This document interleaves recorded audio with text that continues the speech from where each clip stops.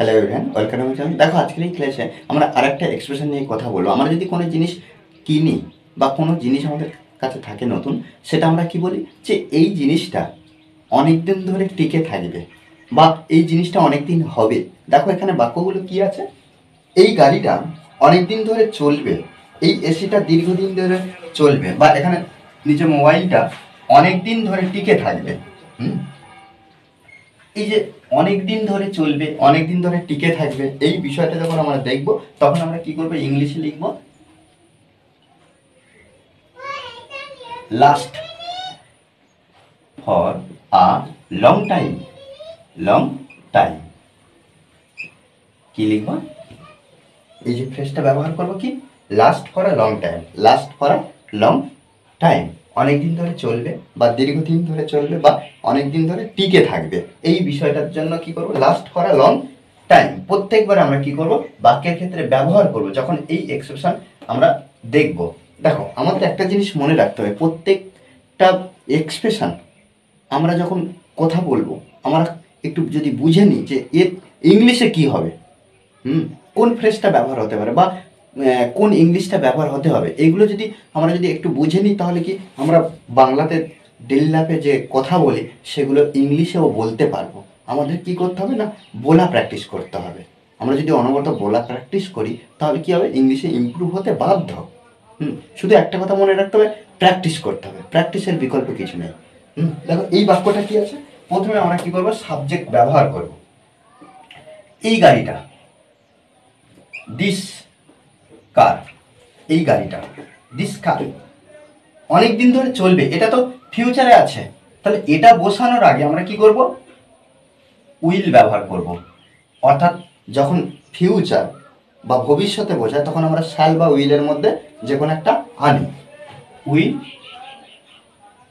Last for a long time, এটা আমরা ব্যবহার করব। এই এসিটা দীর্ঘদিন ধরে চলবে, একইভাবে কি করব, this AC will last for a long time. এই বাক্যগুলো অনেক ধরনের হয়, আমি এইভাবে করছি, এটা আপনারা হয়তো মনে করলেন যে এটা এইভাবে হতে পারে, বা বিভিন্ন রকম এক্সপ্রেশন আমাকে অবশ্যই কমেন্ট বক্সে জানাবেন। কেন, কারণ এক একটা এক্সপ্রেশন আমরা ইংলিশে অনেকভাবে বলতে পারি, সেক্ষেত্রে কিন্তু মিনিং যদি ঠিক থাকে তাহলে কিন্তু ভুল হবে না। ওকে, এই পাখাটা অনেক দিন ধরে চলবে, অনেক দিন ধরে চলবে, তাহলে কি this fan will, this fan will last for a long time.